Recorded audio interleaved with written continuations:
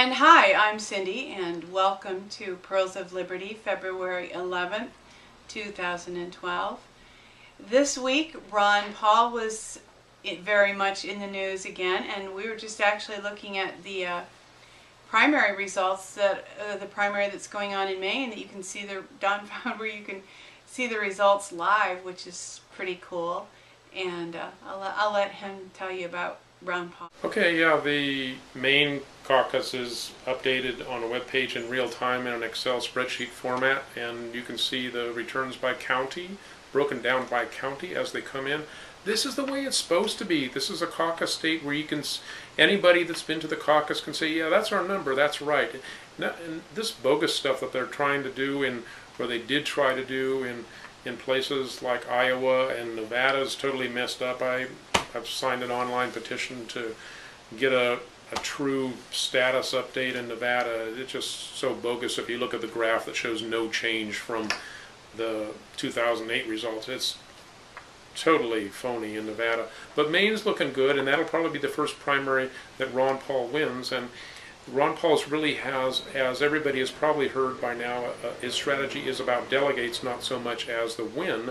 And the first good coverage from the mainstream that I've seen about this whole strategy was actually by Rachel Maddow, and I saw a YouTube clip of her talking with the campaign coordinator of Ron Paul, Doug Weed, and he says, yeah, we just tell our people to stay around for the party business afterwards to get selected as delegates, and even if they're the delegate is, Romney's guys didn't stay around, then the Paul people can become delegates, and then they can easily switch if there's not a victory on the first ballot. And that's the whole point, is that if there's enough delegates captured, you'll have a brokered convention, and with the votes split between 3 or 4 candidates, there'll be some deals made, and it's actually looking like it's a possibility that Ron Paul might become a vice presidential candidate. Some Liberty people don't like that feel like that's selling out or whatever. Some people feel like it would be a big victory for the Liberty movement. So it's going to be very interesting as we watch these things play out. One of the things that's worth noting is that, and we mentioned this last week, is that Ron Paul has been excluded from CPAC, the Conservative Political Action Committee of the Republican Party, which is where Ronald Reagan won, and that was his springboard platform into the presidential nomination. And Ron Paul has won in the past, at least the last couple of times or so, and he's the favorite, but he has been uninvited. He will not be able to come to that event this year. And what's very interesting is that they have invited somebody that is very easily labeled as a white supremacist or racist, some guy named Mike Papantanio, who I never heard of before, but immediately you see the left pumping this thing with, oh, these guys are obviously racist now, they've given it away.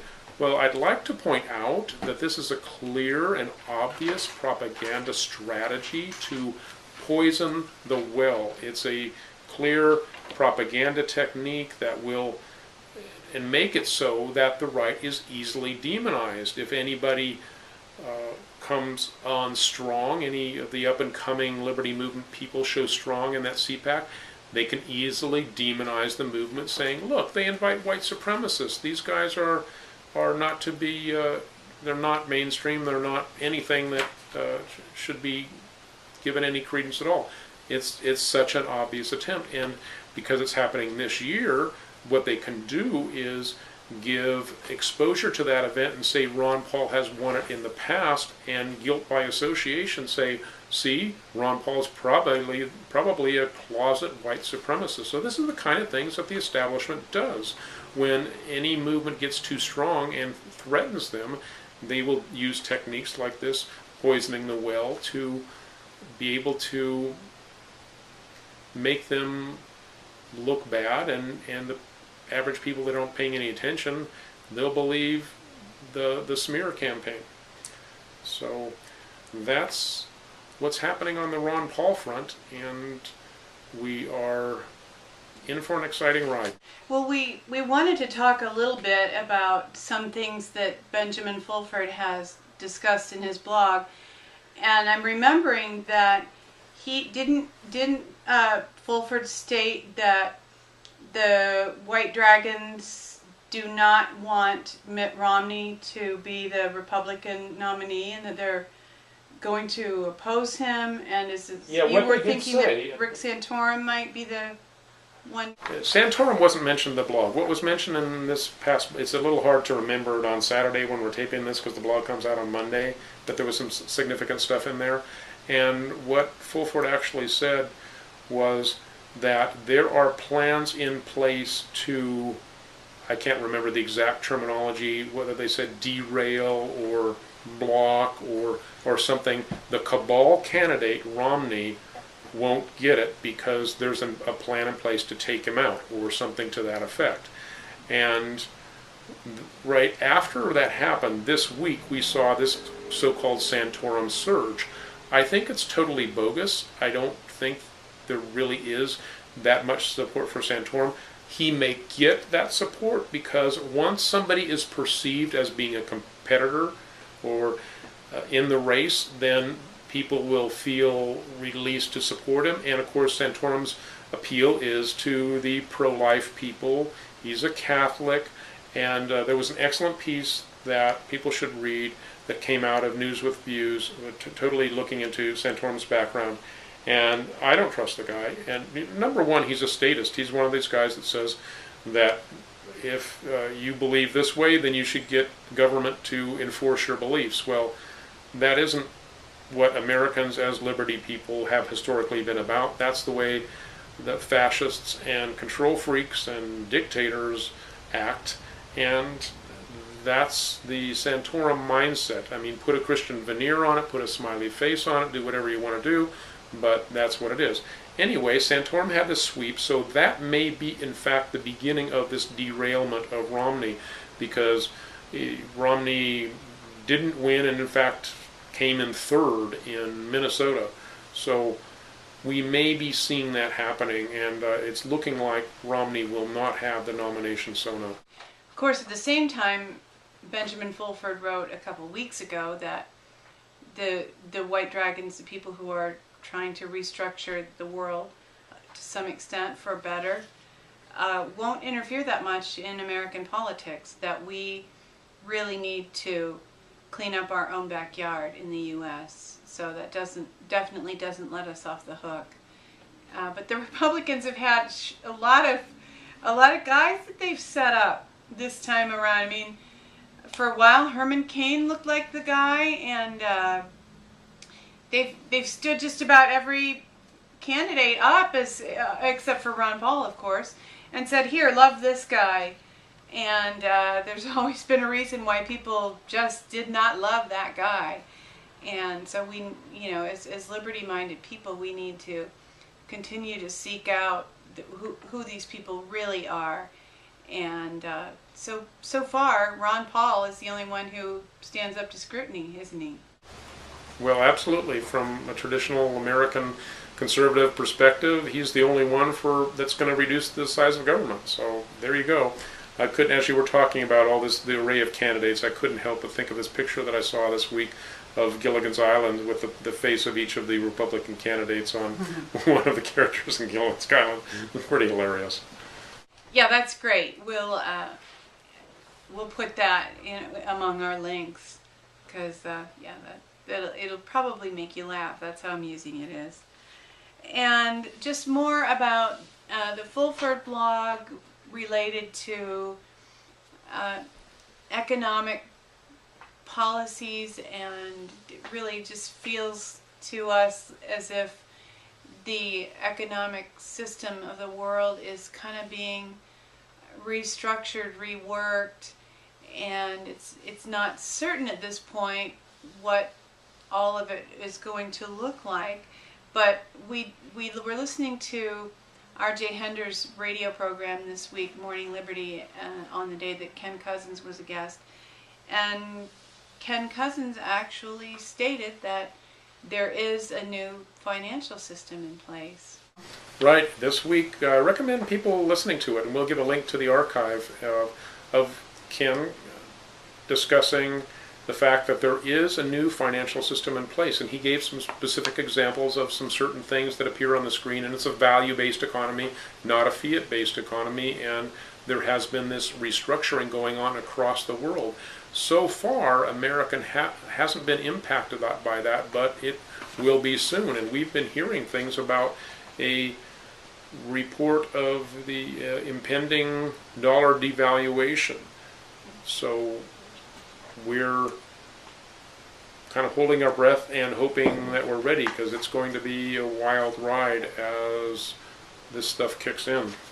Yes, I put on Facebook this week a statement that I found that somebody made, that Pat Robertson had said on his broadcast one day this week, that the dollar would be devalued 60% within 48 hours. Well, that was more than 48 hours ago, and Don kind of questioned whether the person misunderstood what Pat Robertson said, misquoted him. It's unclear, but there is kind of an underground rumbling that the dollar is very likely to devalue, and I found it when I was trying to back up that quote from Pat Robertson, which I could not do. So this he probably did not make that statement. But I did find a mainstream media article stating that it's very likely that the dollar will be devalued by about 33%, and we'll have the link to that article. So we just kind of want to encourage people to be ready, however that feels to you.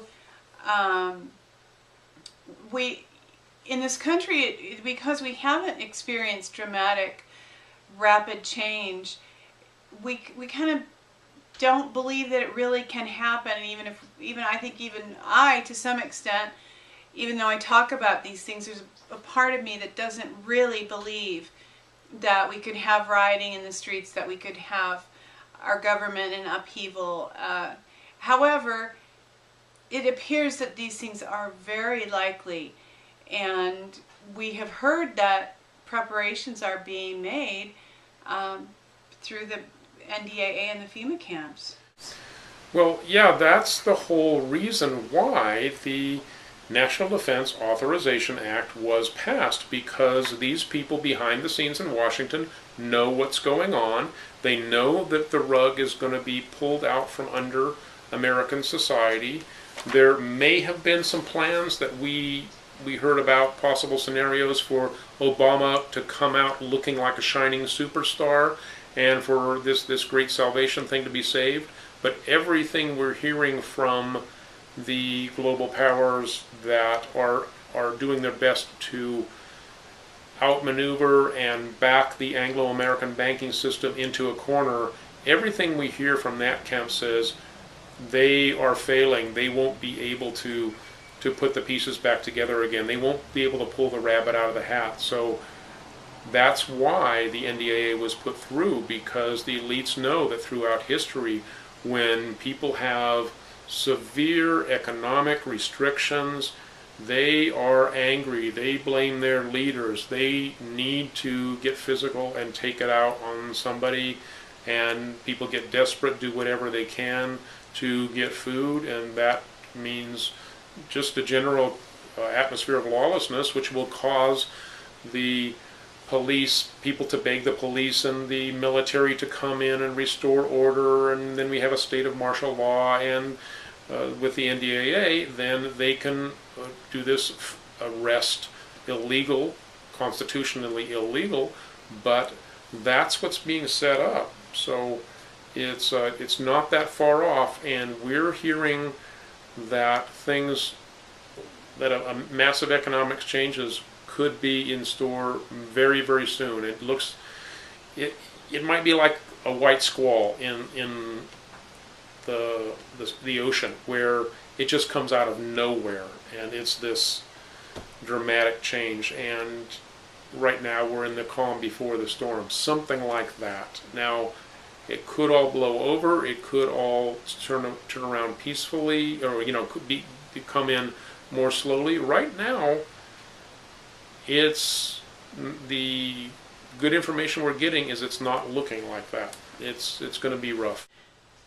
Well, there are very many factors, so we're not predicting anything, but one statement that Benjamin Fulford had made at one time a couple weeks ago was that each person on Earth was going to be given, I think it was 10,000 yen out of the treasuries of the gold that has been held by some of the Asians.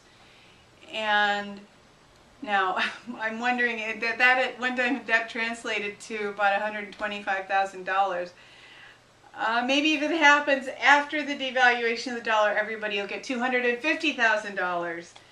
But I have no idea how that might be implemented and how they might prevent inflation from just running rampant and having that money not even make a difference. I don't know what their plan is, but perhaps something like that could transpire that would allow for a bridge. Yeah, well, we have two groups of people. This is a power struggle. One group of people wants to lift mankind up and help the downtrodden, do the redevelopment where it was promised and never happened, like Africa after World War II, etc.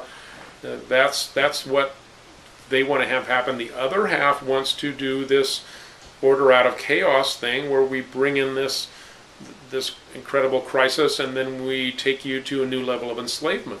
And I believe, and it's pretty clear, that in order for Americans to receive the benefits of the first scenario and be able to have mankind be lifted up, we're going to have to become a lot smarter, and we're going to have to kick out the cabal that has been leading America into a police state, foreign wars that do nothing for America, and that are the monopoly people that tie up our technology, etc., etc.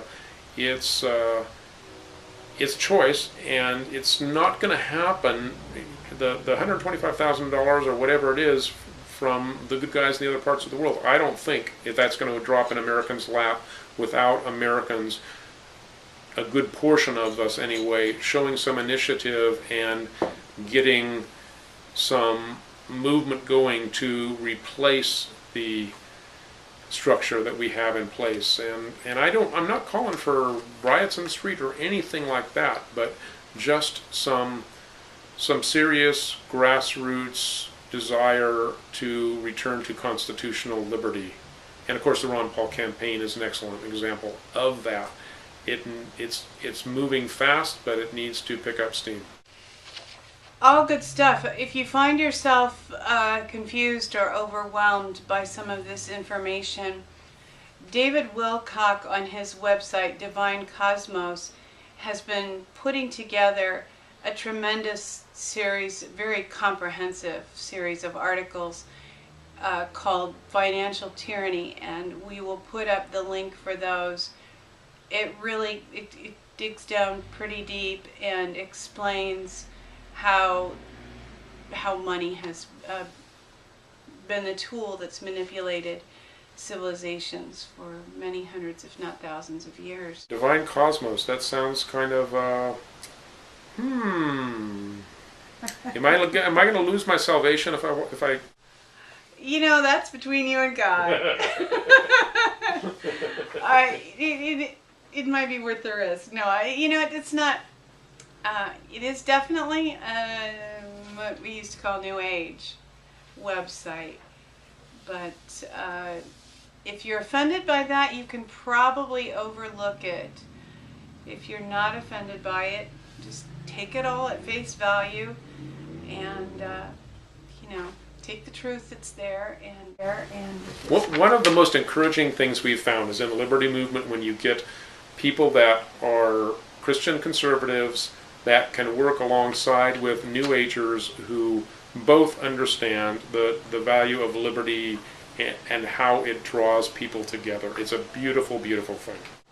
Yeah, it truly is. And a lot of what David wrote is based completely on facts, and he does editorialize a little bit, but the facts that are there regarding financial tyranny are astounding, and they will take you into the rabbit hole whether you want to go there or not, so be warned. And another aspect of the all the financial tyranny is was discussed by Lyndon Laruche this week to some extent on the Alex Jones on prisonplanet.tv and infowars.com. And always a lively speaker, Lyndon Laruche. He, however, is not inclined to back Ron Paul. Right. I think it's very interesting that you have a different philosophical viewpoint there. You have an analysis of the problem that Alex Jones always says he agrees with Lyndon Laruche's examination of the problem and not necessarily with the solutions. And here's the whole point about Glass-Steagall was a real case in point.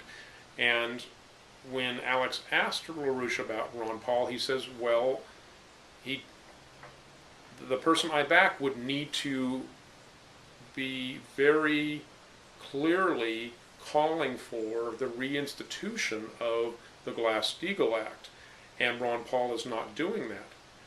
Here's what's going on there. The Glass-Steagall Act was the act that was done away in the late 90s when they deregulated banking, I'm quite certain, to prepare this crisis that the globalists wanted to manipulate into their global government. The Glass-Steagall Act was put in place shortly after the Great Depression because part of the reason for the crash of 29 and following was that the bankers were engaging in speculative activities that caused destabilization of the banks. Well, that's exactly how this current crisis happened because we got rid of the Glass-Steagall Act. Now, Ron Paul looks at it from a little bit different angle.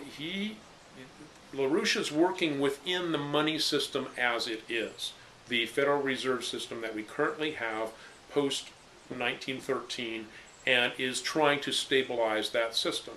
Ron Paul goes outside of that system and says, let's just have the freedom of banks to fail. Banks can do whatever they want to. People can put their money wherever they want to put it, and the banks are free to speculate, and the ones that fail, and the people will experience as the consequences of their action. It's an extreme liberty viewpoint where government and regulations don't get involved because you want a truly free market in order for your the market to choose what works and what doesn't, and let the human consequences be what they will. And I can see the validity of that. Nevertheless, I am personally for the reinstitution of Glass-Steagall as long as we have this current system, but yet we need to get away from the Federal Reserve, and that's Ron Paul's focus. So I wanted to point out the difference in philosophical approach there. And one of the key things about monetary systems in general is that when governments are huge, like our government is now, they tend to be the bull in the china shop so that you can't have, or the elephant in the room, or whatever you want to call it. It becomes very difficult to have a free market because the government, by regulating anything, dominates the market and destroys all of the market value. So that if you, or not destroys the value, but controls the value. So if you decide that you're going to peg your currency on gold or whatever, you're going to have some kind of an index to some kind of real commodities, what you've just done is put the government in the commodity business because they control the market through their sheer size. So what needs to happen is really a twofold approach. In order for currency to be backed by things of real value, which is what the biblical position is, it's equal weights and measures, and one of those things that you want to measure is the currency, and it's something of values. But in order for that value to be set in a real market, the size of government has to be drastically reduced. Well, that's also part of Ron Paul's plan. And how well we transition from what we have now to what we want to have in the future, where we have greater liberty and greater freedom, that is a road that's going to take a lot of navigation to do as painlessly as possible. Nevertheless, it's still going to be painful. So Larouche's position is trying to patch up the current system. Ron Paul's approach is to say, hey, we've got to get rid of this system, but the key question is, how do you get there? And do you have leaders that you can trust to lead you? So it'll be very interesting to see how it all shakes out. The people that are in control now want to keep the wool pulled over people's eyes so that they can bamboozle them into remaining as the slaves that we are now, where we don't really control our own destiny, to whereas the people that are on the liberty side want to have people's eyes opened up, people to make real decisions about what direction we're going, and people to be involved at the grassroots level in government to help make the choices that we're going to make. And I've always been very much for a non-vertically integrated system, a decentralized system. So in whatever changes we're going through, that's what I'm going to be pulling for. Even though Ron Paul is a good point person, it's not about a man. It's about a change in philosophy. It's about liberty at the grassroots level, and we need to be doing everything to educate one another about how we can move into this new era.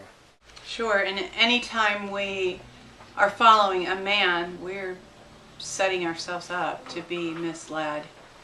So I totally agree with what you said.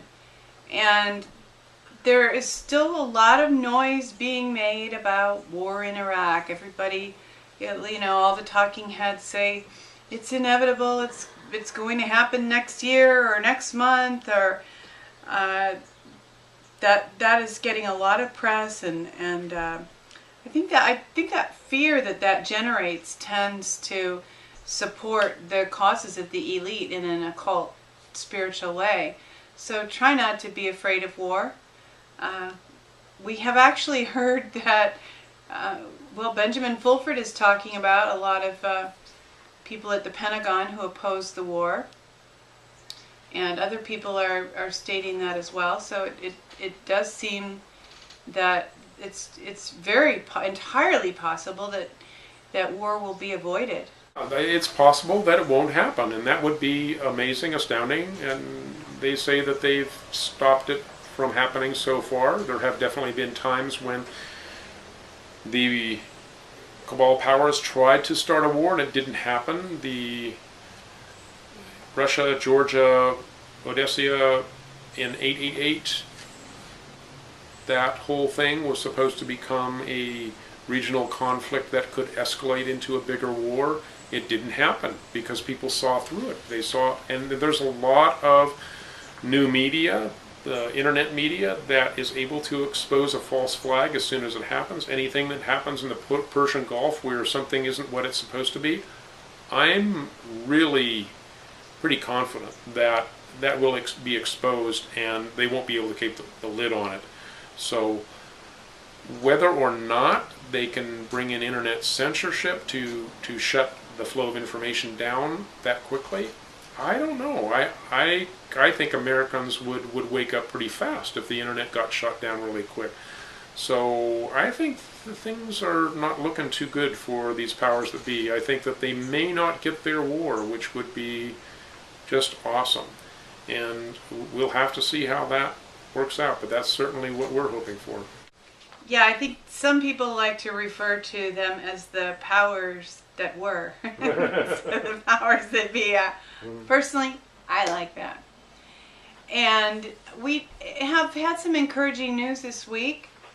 There is a county in California who has, the people living there have drafted legislation that is going to be on their ballot this spring, and they have made statements in this proposed legislation such as property owners have the right to determine how their property is disposed of, and a real tremendous push for liberty on the county level. And we've read the legislation. It looks pretty solid, don't you think? It's extremely comprehensive. It even includes things like saying the Uniform Building Code does not apply here. In order to get loans for any construction, you just get your plans done by a qualified engineer, etc., and that will be sufficient. But none of this open doors to bureaucracy. They want to do things that make sense, not just follow rules by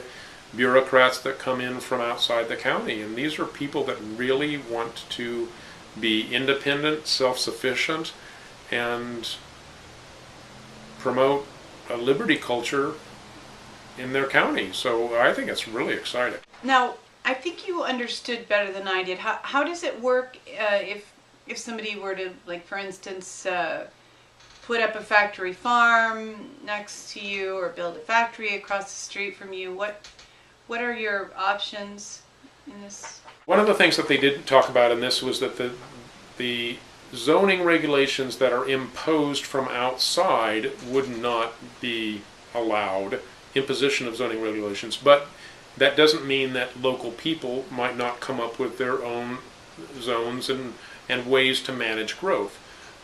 It is how you manage a good neighbor policy is always in a free society. It's going to be by individual contract. So you could get groups that would just band together in a certain area and they would say, we have this policy of not allowing factories to be built within the confines of this association where the land is owned by this group of people. You could do things like that. You could, if somebody changed their mind and did something that decreased the value of all of their neighbors' properties, there could be a suit that's brought against that individual or that party that caused the land to devalue. So the whole idea that you look to government to organize everything so that there's no conflict is inherently anti-liberty.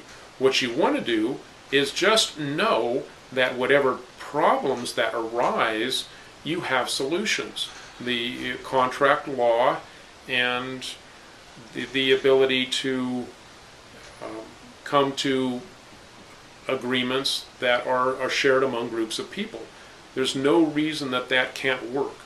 We don't have to buy into the scare tactic of, now if we don't pass these laws, these horrible things are going to happen. This factory's going to be built here and blah, blah, blah. Having said that, we do have to be wise and recognize that the bullies and the powers that were are going to try to screw things up on purpose. They are going to create scenarios that try to prove that your liberty doesn't work. That's why the price of liberty is eternal vigilance. So you have to be wise as serpent, harmless as dove. You have to know what these guys are trying to do. You have to unmask their game and expose them. And truth will drive away the deception. So it all comes down to education and being able to be fearless and not try to solve problems and then create a solution that's worse than the problem. And one place that evil didn't really need to be unmasked this week, because it was right there in the open, was the Madonna Superbowl show. And in case you weren't aware of it, that show was just filled with Illuminati symbolism. And it was kind of like some people speculated that the Illuminati wanted to make the statement that we're still here and we're still in charge.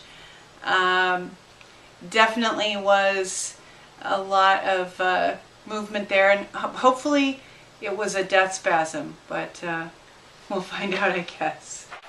Yeah, what would you say if somebody said, well, Madonna, she's passé, she was so 80s, all that stuff, nobody cares about it anyway. Why should we care? What difference does it make? Well,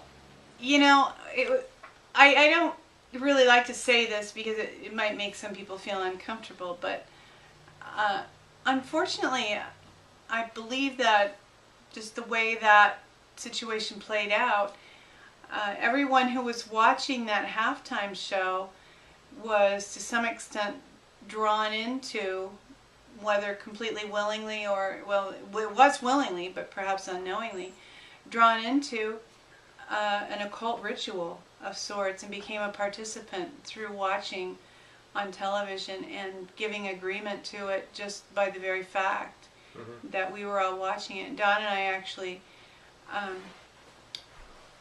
we didn't really get into it or anything, but we just thought it would be a good idea to pray a little prayer of repentance and just say that we didn't consent to what was done there, and before the Lord, just not to be too dramatic, but ask forgiveness for participating in an occult ritual. Yeah. The point is that there's real power there. It's power that uses deception. It's power that uses mind control. It's power that uses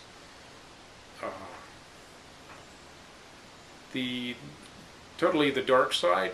And yeah, God is greater. The darkness has been defeated, but yet you still need to stand against it. Yet you still need to see it in operation and say no to it.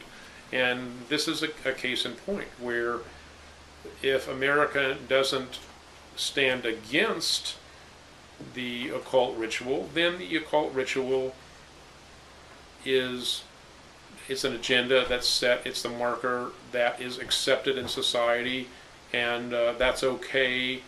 You have a high priestess of magic elevated, and a culture that now gives approval, because this was in America's greatest event, gives approval to this satanic and dark magic. It's something that we need to be purposeful in taking a stand against, whatever form that takes for you. So that was something that was foisted on America. It's not just something that's neutral, it's something that's negative, and we need to recognize it as that in order to deal with it appropriately. Yes, and actually, more people saw the halftime show than the Super Bowl. 11.3 million people watched the Super Bowl, and 14 million people watched the halftime show. So I agree with Don totally. It's not neutral. It's a significant thing, and the more we can become aware of what's happening around us and become intentional about, whether you are aware of it or not, you have spiritual currency, and it's a similar principle and idea to money, but you have power. Your soul has power, and you lend the power of your soul to certain things that you agree with, especially spiritual things, and sometimes the power of your spirit, or you withhold it. And when we go around very fearful, or we have a lot of dark thoughts, it's like we're a generator. I mean, here's the Matrix idea again. We're generating power that feeds this evil system. So yeah, no longer lend your strength to that which you wish to be free from. Lyric from a Jewel song. Absolutely, that's great. And we did watch some films this week. We'll move into our Pirl Culture segment.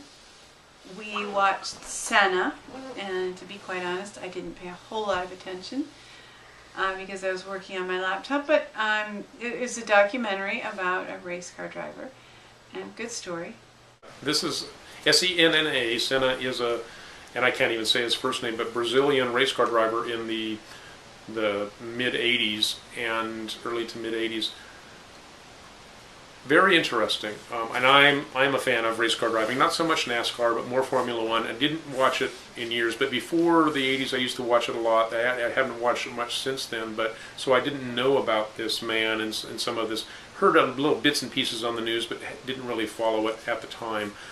Really interesting to get to know this guy, and his love was racing, young Brazilian man, and had these conflicts that had to do with some of the things in the politics of racing. And he was a lover of God. He would openly talk about his faith in a very non-religious way, talk about experiences with God, and it was obvious that he was a Christian, that it was the Christian God that he was following. Probably not too many people are going to watch the movie, so I'll just go ahead and give this because it does kind of give it away. But he does die in a racing accident. But the day that he dies, he has a word from Scripture about how God is going to give him the ultimate gift, give him himself. And he didn't know that meant that he was going to die, but obviously the people that made the film later realized that that's what God was saying. And it was really neat to see how he lived out his life passion. Very passionate man, but also a very loving, very humble man. How he worked through conflicts with other drivers or other people that were of a more calculating nature. Just an interesting to see how his passion for driving, and it could be a passion for anything that anybody has, but you see it as a gift from God, and how that worked its way out in his life. I found it very enjoyable from that standpoint. It was touching. Since it's a documentary, if you look him up, you'll know how it ends anyway. Last evening we watched Agora. I'm not sure if it's the Agora or just Agora. It was a very interesting film about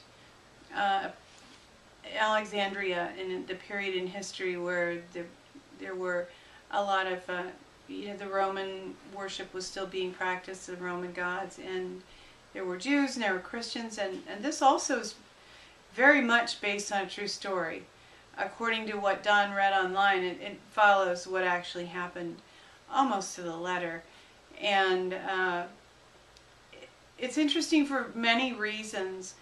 I think that, the leader of the Christians was almost a reincarnation of the Cromwell, who, or I guess Cromwell would have been a reincarnation of him.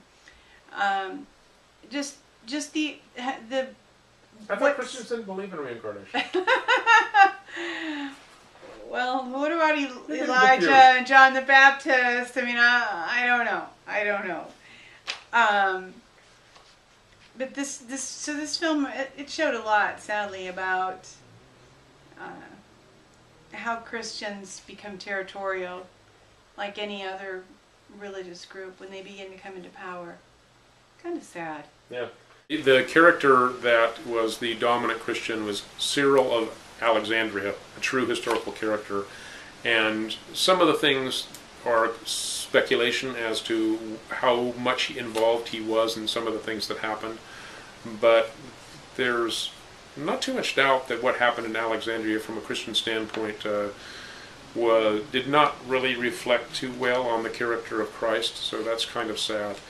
And there were confrontations in the streets between the Jews and Christians and the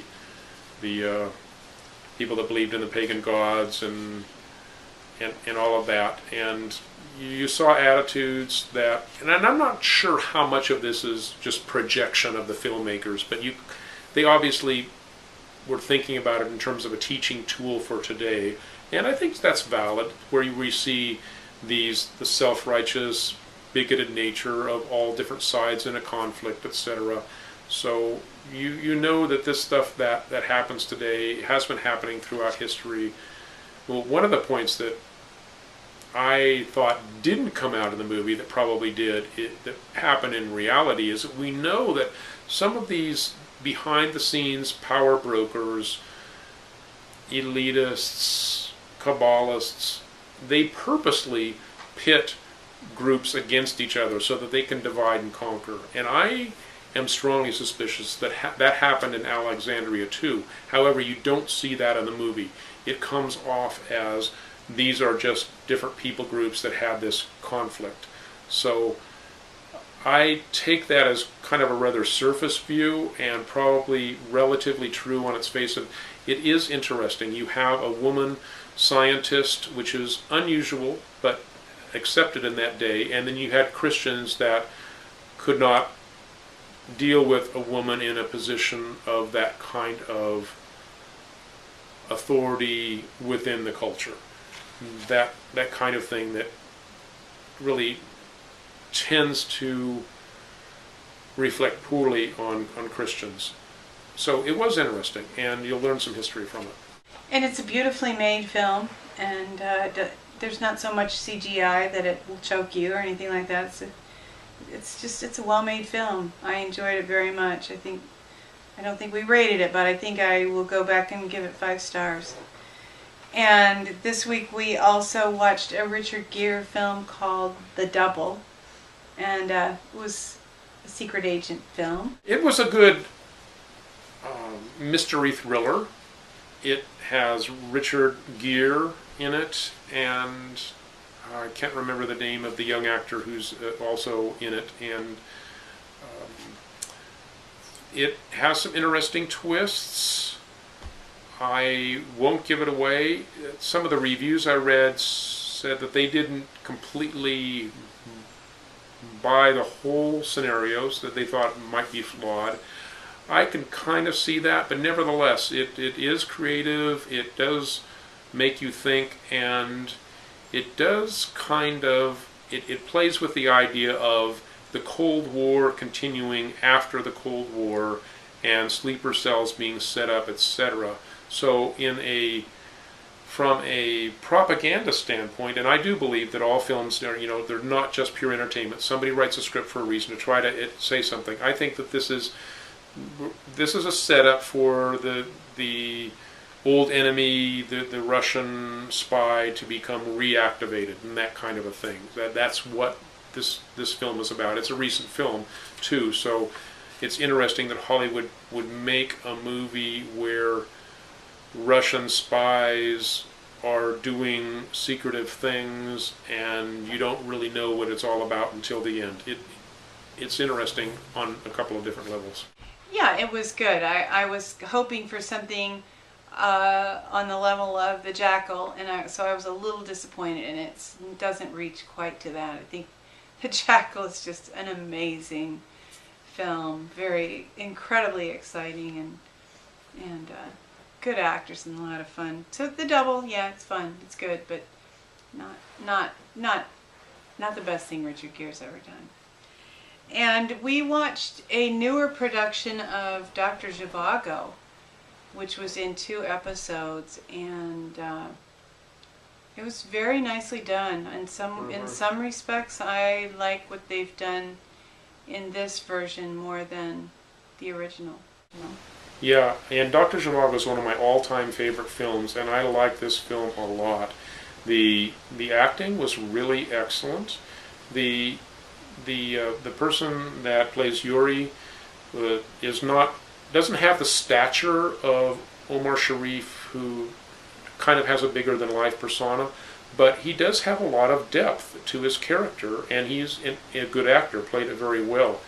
But the person who played Laura, Keira Knightley, I have to say that she outdid Julie Christie. She is amazing, and you can see a fully developed character, whereas in Julie Christie was kind of a stereotype. It was kind of a pretty girl that had some bad things happen to her. But the way that Keira Knightley played her and the way that the script was written, it really was somebody who had some serious abuse and was recovering from that, but nevertheless had some serious flaws. And both of the characters, you see them as being more flawed, but the story becomes more real that way.